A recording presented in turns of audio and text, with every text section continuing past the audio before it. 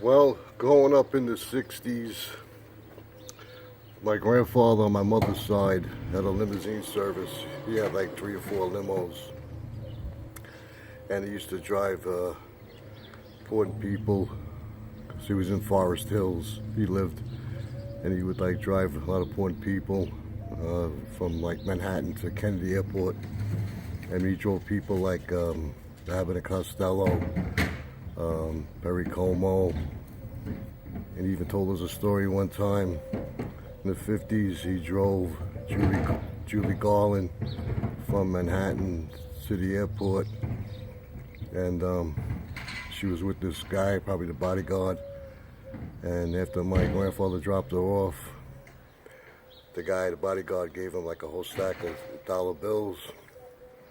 And then when he got home, he started counting the money, like laying it out. And apparently there was $100 bill in there. So right away he thought it was a mistake.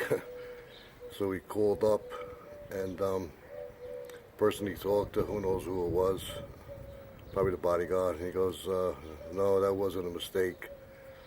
So that was the kind of stories he used to tell us.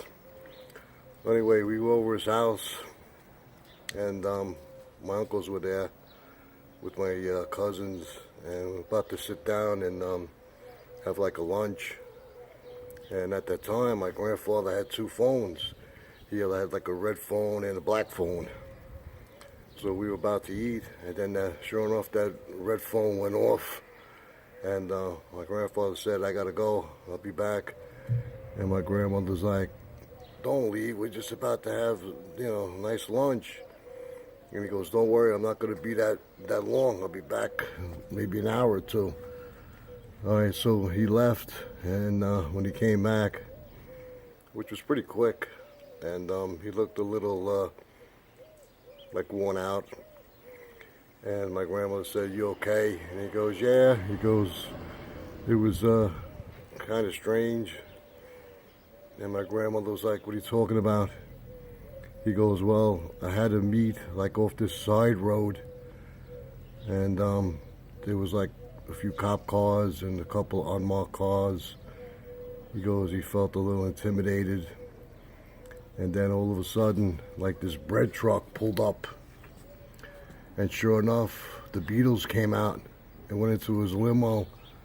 And then he had to take them to some other resort in Forest Hills. So it was a quick trip. And then when he came back,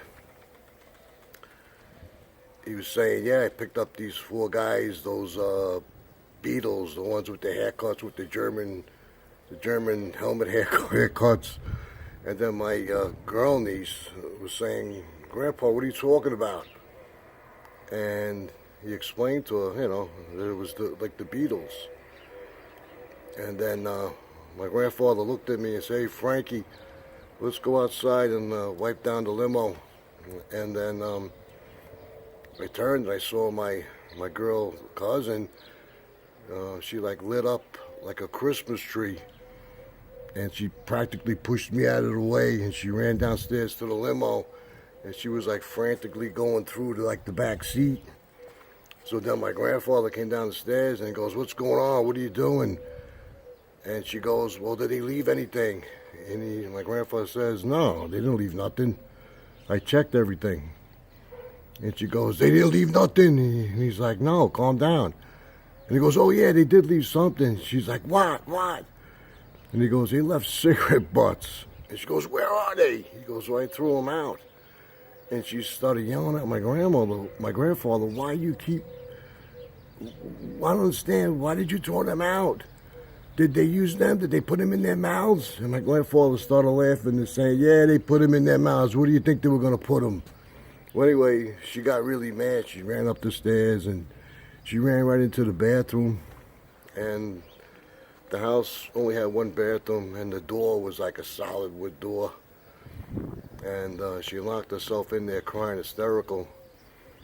I mean, for hours she wouldn't open the door. Everybody took their turns trying to get her out of there. And then finally, my grandfather couldn't take it anymore. And he told her, listen, please come out, your grandmother's got to go to the bathroom. And she's crying, saying, I don't care. You didn't tell me. How could you not tell me? And then apparently my grandfather, like blind though with cash, he goes, come on out. He goes, I promise you, I'll tell you next time I pick those four guys up, I'll let you know. I said, I got a $20 bill for you. You could walk down to the luncheonette and get yourself a brown bag of candy. So she finally came out. She was like all red, her eyes. I mean, after hours and hours. And then my grandfather gave her the money and she left to pacify her, so to speak, to get her candy. And then I was sitting there and I was thinking, these Beatles, man, they're really popular. But that was my first encounter finding out how much of an effect these Beatles had on us.